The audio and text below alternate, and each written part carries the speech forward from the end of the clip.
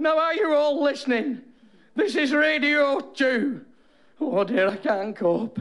I wasn't cut out to be a BBC announcer. Get on with it, you barn pot. It's all right for you. I haven't started me cleaning yet. I've 3 weeks ironing to do, 4 days washing up and a meal to make for 12 people. So what's new? Oh, all I've got in the fridge is half a rotten cabbage, 2 table tennis balls and a tea bag. Look, you old crow, just read what's written on the flipping script. Oh dear. Right, this is Radio 2. The BBC are proud to present Someone and the Grumbleweeds. Get the old bag off and cue the music. Oh, I can't go.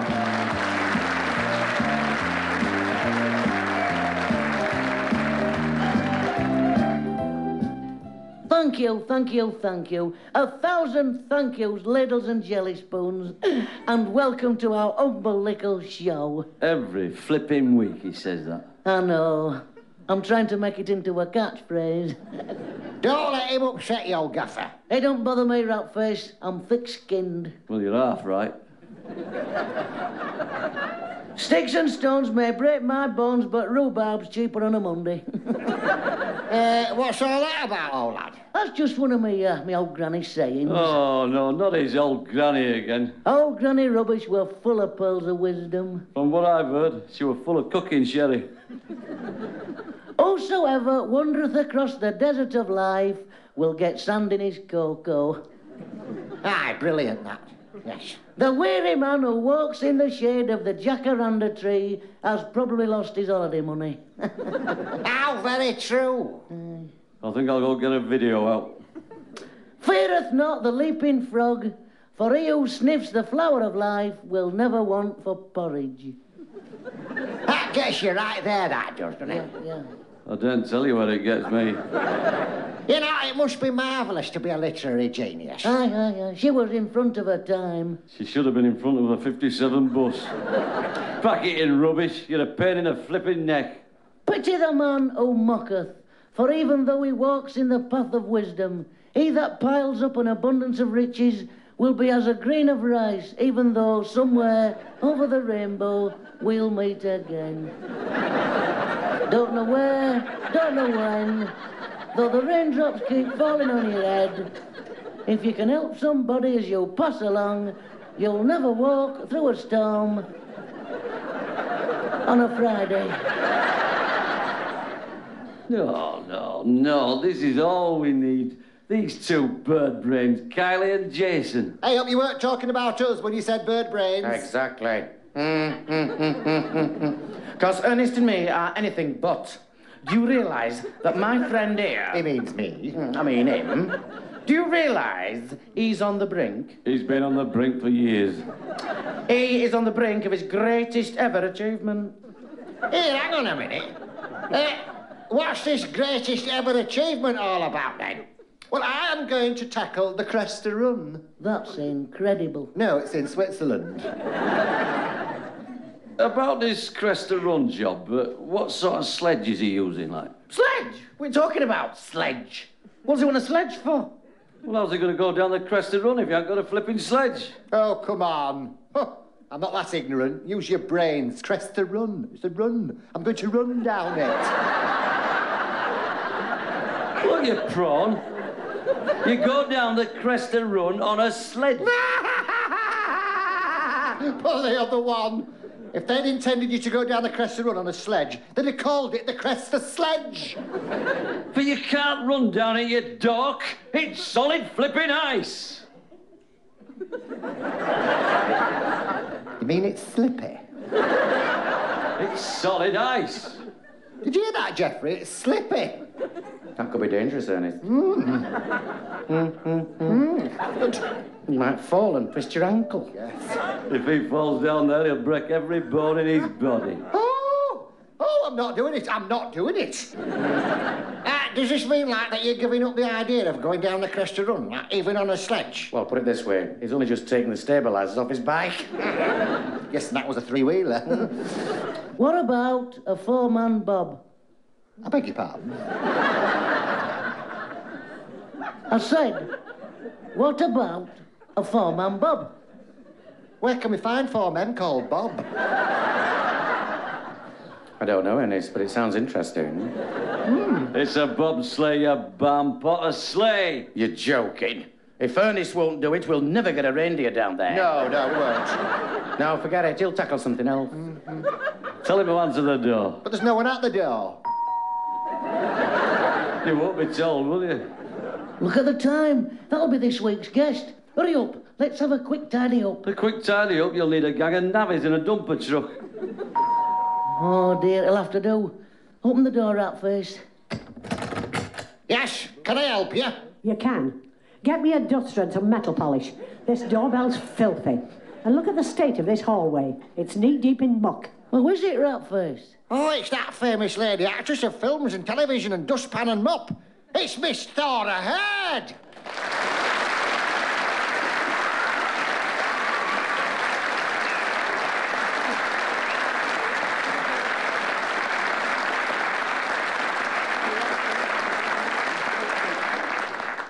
Oh, Miss Hird, what an unexpected and wonderful surprise.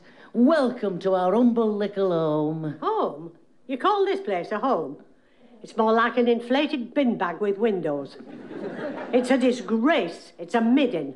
And what's that great big hairy dog doing on the sofa? If it's all the same to you, like, I was having a kip. And just look at the muck on this mantelpiece. You could grow potatoes on this mantelpiece. Hey, excuse me, don't wipe it off, Miss Why Hird. not? We're growing potatoes on it. Well, the sooner you get stuck into this place and get it cleaned up, the better. You, bucket. Oh, I couldn't touch a bucket without my rubber gloves on. I said bucket. Oh, yes, Miss Hird. Oh, she's domineering, Geoffrey. You, hot water. Yes, Miss Hird. And you, carbolic. Just watch it. Now, where's your vacuum cleaner? It's going to be repaired. Where? Leningrad. Leningrad? Yes, you see, the fella who had the little shop round the corner opened a branch in Leningrad. For crying out loud, admit it. We've never had a rotten vacuum cleaner. I might have known. I dread to think what the rest of the house is like. Look, Miss Hird, when we invited you to come on our humble little show, it wasn't to clean the house up. You see, we wanted you to play the leading part in a mammoth spectacular production what only a lady actor of your unique talent and experience could cope with. Oh, really? Well, how very charming. Now, it is true, of course, I have played some very important parts in the theatre in my time. Oh, that's why we picked you, you see. And what exactly was it that you had in mind for me? Wuthering Heights. Wuthering Heights? That's a block of high-rise flats. Get it right, for crying out loud. It's Wuthering Heights by Emily Bronte. Yes, the Bronte sisters. No, he's Uncle Rubbish, he's Uncle Nasty, and I'm Ratface. She means the Bronte sisters who wrote all those famous books. Oh. They were famous writers. And singers. My favourite was Don't Sit Under the Apple Tree with Nobody Else But Me. Blimey, she's as daft as they are. Wuthering Heights by Emily Bronte. Oh, of course, how silly of me. I was thinking of the one who married Billy Wright. Might I ask which part you have in mind for me? The young and beautiful, the ravishing and the fascinating, the voluptuous and thrilling Catherine Earnshaw. I'm definitely going to get a video out. Now, hang on a minute, lads. Isn't that the part for a young girl in her early 20s? Do you mean to tell us that you're not in your 20s? Well, I don't... I think I'll get Bite the Bullet. Well, I have to admit, I am just a little over 20. You could be done for speeding. But look here. Do you see this mop handle? He's getting right up my nose, he is. It would be a privilege to appear in the play with you, Miss Hird. Then I'll do it on one condition. I don't see any problems. What might the condition be? That all three of you scruffy-looking lot get into the bath this very minute and clean yourselves up. Now, come on, shift Hey, yourselves. it's not December, is it? Stop it off. No, I don't really want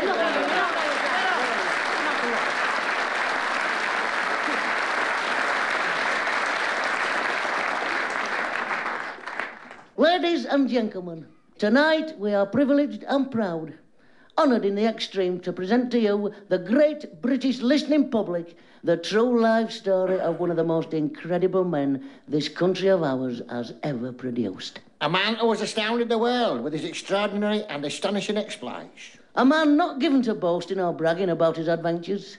A man whose true life story will make you sit up and say, I think I'll go get a video out. This is going to be dead, rotten, boring. I can smell it a mile off. Dead, rotten, boring. You couldn't be more wronger. This is the true story of one man's life that is anything but boring. absolutely. Ladies and gentlemen, we present for the first time ever on radio the hitherto unpublished, undisclosed diaries of the great Fred Fibber. Mr. Fibber, could you tell us, in your own words, something about the astonishingly brave and courageous happenings of August the 29th, 1920, as related in your diaries and exclusive to us? No. I could not tell you about the astonishingly brave and courageous happenings of August the 29th, 1920, as related in my diaries and exclusive to you. Oh. You see, if I were to tell you about the astonishingly brave and courageous happenings of August the 29th, 1920, as related in my diaries and exclusive to you, not only would folks say, "Hey up, is I again with his fairy tales. He does nothing but boast and brag. He makes it all up and you can't believe a word he says." But also, I would be betraying the one principle in the world that I hold dearest. The Official Secrets Act, affiliated and verbatim. Ah, we understand, Mr. Fibber, so we won't bother you any further. What happened was, it was the day I won the World Heavyweight Sumo Wrestling Championship by beating previous World Heavyweight Sumo Wrestling Champion Mad Harry Chang in straight sets. That couldn't have been easy, Mr. Fibber, because these Japanese sumo wrestlers, you know, they're enormous. Mad Harry Chang with 35.5 stones in his stocking feet. Hang on a minute, pal. Just put the brakes on there. You're trying to tell us that you beat a 35.5 stone sumo wrestler? That is a documented fact and is also true as well. And you weigh about what? 7 stones? No, 6 stone, 13 pound. This'll be good. How did you manage to beat a man that size, Fibber? I'll tell you, clever clogs, and put the record straight once and for all. What a man. We were both in circle, what they fighting. He were in his half, squatting on his own shoes and trying to look menacing. I were in my half, eating a bag of chips. Come off it, It's Fibber. right, pal, it's right, it's right. What did you do then, Mr. Fibber? Well, he took a step towards me. I finished my chips and took a step towards him. As he lunged, I shoved 2 chips up his nostrils. Heavily laced with vinegar. Sheer genius. What then? Quick as a flash, I dived between his legs and undid the knot holding up his loincloth. Quickly retying it with a double sheep shank sliding granny shackle half-inch rip sleeve knee knot.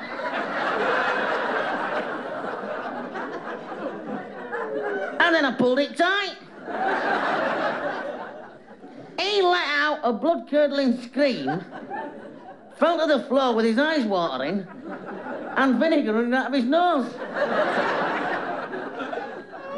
And yelling at the top of his voice, "Flipping Eke, flipping Eke." That were in Japanese, of course, you know what I mean? A worthy champion. What a man. The biggest load of codswallop I've ever heard. Oh, is it, pal? Well, the British nation was so proud of me that day in 1920 that Prime Minister himself sent me a fax message. Hold it, Fibber. You received a fax message in 1920. That is 100% correct and totally accurate. A fax message in 1920. Absolutely. And what did this message say, Fibber? It said, "Congratulations, Fred. You are the first man in the world to receive a fax message 60 years before they were invented."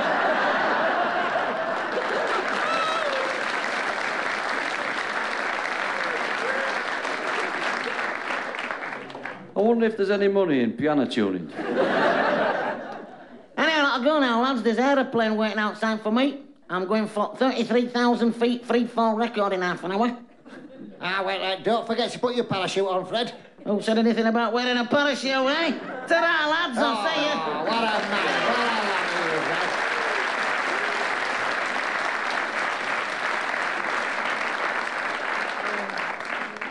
Fred. Excuse me, boys. Oh, by the way, I hope you don't mind me calling you boys. They're cracking 50 if they're a day. Not at all, Miss Heard. No, it's just that I have to be back home for Christmas, so I thought that the sooner we get this disaster, this magnificent work of dramatic art over and done with, the sooner I can thumb a lift back to London. Look, let's do this load of garbage. Let's get rid of her and let's get home. Tell me, did you get a refund? From what? The charm school. Well, I hope we can do it soon. I'm ever so excited because we're doing the sound effects, aren't we, Geoffrey? We are, Ernest. Oh, I've been clutching onto my coconut shells all day. Well, lucky you. For crying out loud, let's do it. Right, ladies and gentlemen, the play what you are about to hear is brought to you by kind permission of MGM. More grumbleweed muck. The part of Nellie has been taken at short notice, and she's still looking for it. The scene is set in a lonely house on the Yorkshire moors. The time is 1835. That's 25 to 7. Don't start. We are proud to bring you one of the most moving, most tragic love stories of ever and ever. This play was such a success, it was taken out on the road. And put in front of a number 57 bus. Get on with it. Ladies and gentlemen, prepare yourself for a unique theatrical experience. Oh, Ernest, I can't wait. Oh, get your hands off me coconut shells. As we present Wuthering Heights. Lights, camera, action, put the key under the mat, and cue music.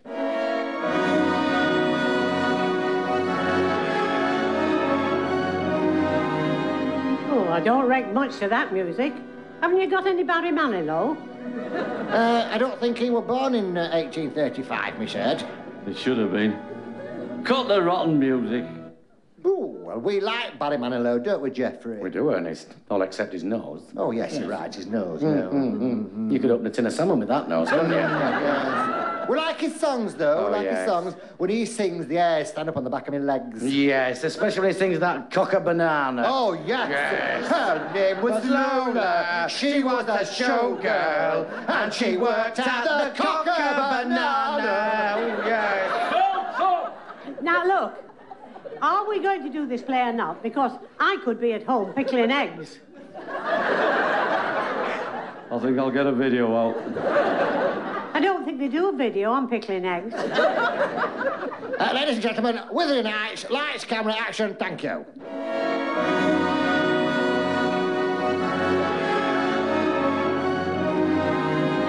I am the young and beautiful, the ravishing and fascinating, the voluptuous and thrilling Catherine Earnshaw. What's he laughing at? Look, I'll land you one in a minute. Ignore him, Miss Heard. I'm Well, sorry. that won't be difficult. Ladies and gentlemen, Wuthering Heights, lights, camera, action, thank you. I am seated at the doorway of our home on the wide Yorkshire moors. The wild Yorkshire moors. Ernest, the wind. Oh, I'll get your tablet, Geoffrey. The sound effect, you pike. Oh, sorry, wind coming up. I am seated in the doorway of our home on the wild Yorkshire moors, awaiting the return of my father from Liverpool. They've been playing Leeds United in the third round of the FA Cup. Look, who wrote this rubbish? Just carry on, Miss Heard, it's brilliant. I felt fair clemmed. Can you believe it? I was waiting for Frida the maid to bring me my afternoon tea. Frida, get a move on with that tea. I'm coming! Oh, do you have to shout? I've only got one pair of hands, you know. Oh, I can't cope. I just can't cope. It's free to do this, Tim, free to do that. No wonder I'm on tablets. I haven't stopped since 5:30 this morning. My bunions are giving me jip. And my toes look like a bunch of radishes. Well, elbow the tea, Frida. Here comes Edgar Linton, our rich neighbour, what is an unmarried bachelor without a wife and who is madly in love with me and likes me a bit. Sometimes. Oh, this is pathetic. Catherine! Edgar. Catherine! Edgar. Edgar? Catherine. Shall we start again? As I came across the moors, I gathered you some wild woodbines. I don't believe this next line. Couldn't you get me any craven egg?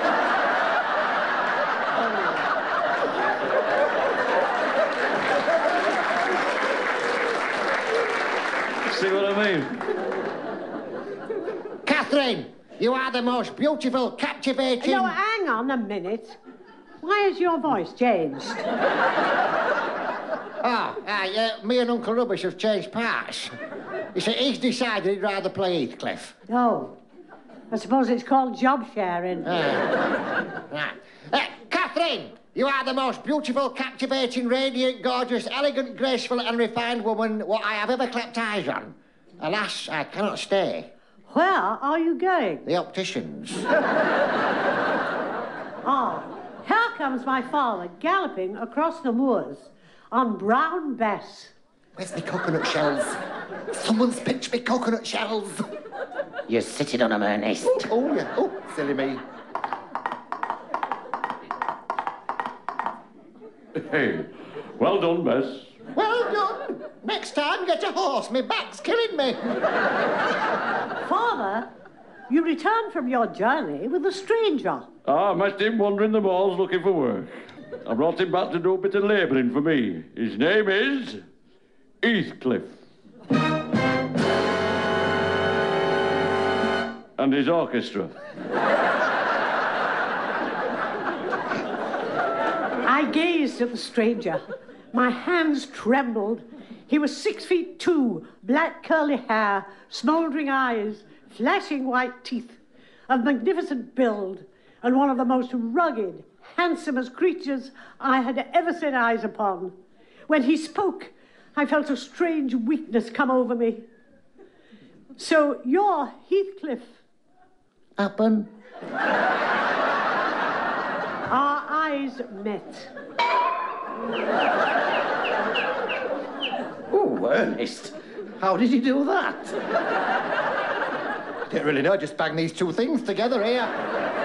That must have hurt you.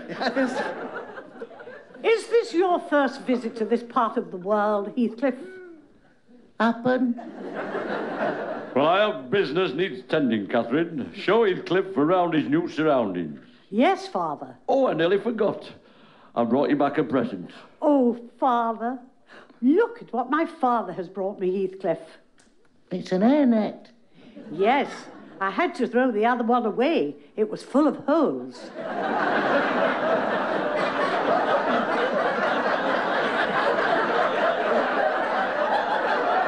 Which Christmas cracker did they get that at?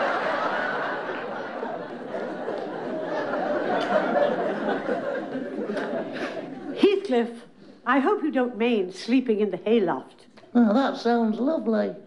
Not that you'll get that much sleep. Why's that, my lady? Well, I sleep there as well. Oh, what strong, hairy arms. Yes, I like a woman with strong, hairy arms. You must be tired after your journey. Rest your weary head on my bosom. They can't even spell it.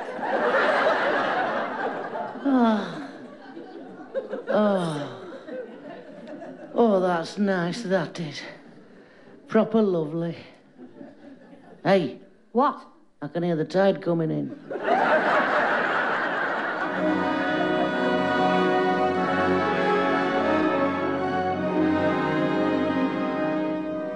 As the weeks and months passed, our love grew into a wild, frenzied, and uncontrollable passion. It was an untamed and careless love. We ran barefoot through the heather. I broke my ankle. Then one day, Heathcliff was sent on a long journey by my father. I was heartbroken at the thought of him leaving. I flung my bedroom window open and called him as he set off across the wild moors. Heathcliff! Heathcliff! Come back, Heathcliff! Heathcliff, come back! Why, Cathy? You've forgotten to put your trousers on.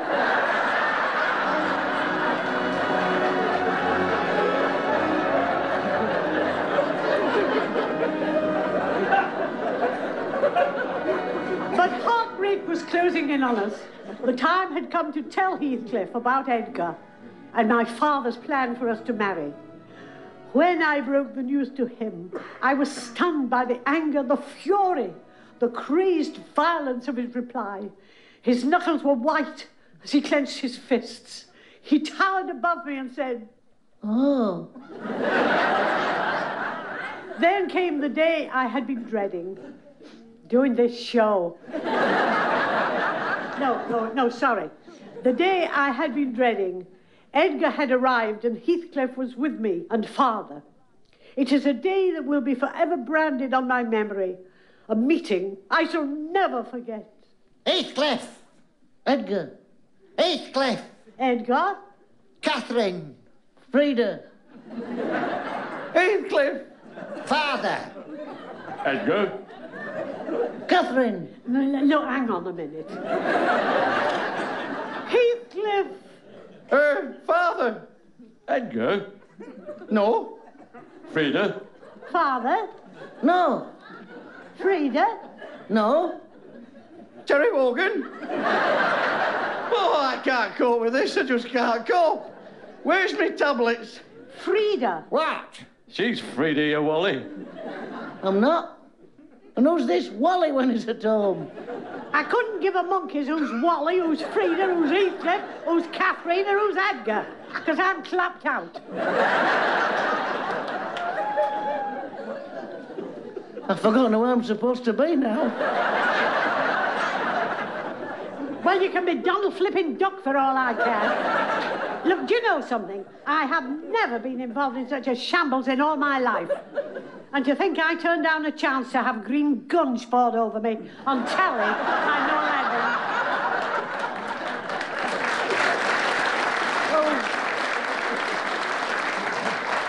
I What happened to the plot? What's she talking about? Well, it's beyond me, old lad. They never have a rotten plot. Look, couldn't we get Emily Bronte on the phone? Talk sense, you duck egg. Ah, you're right, Uncle Nasty. She's probably ex-directory. Well, what's her fax number? It'll be Howarth something or other, won't it? That's another guest you've insulted. There's only one thing we can do here. What's that? Start from the beginning and do it right. Oh, no, you don't. Why not? It's still light. You're not going to do that because I've got something very important to say. What's that, Miss Ed? You have been listening to Someone and the Grumbleweeds. Graham, Morris and Robin were the Grumbleweeds, and me, Thora Hurd. I used to be the mother in Mother's Pride, you know. I know exactly. Yeah. And was someone. The show was written by Eddie Braben and Mike Craig, and the whole thing was altered, mucked about, changed over and produced by Mike Craig. And there's only one thing I can say now that this experience is behind me. Praise be.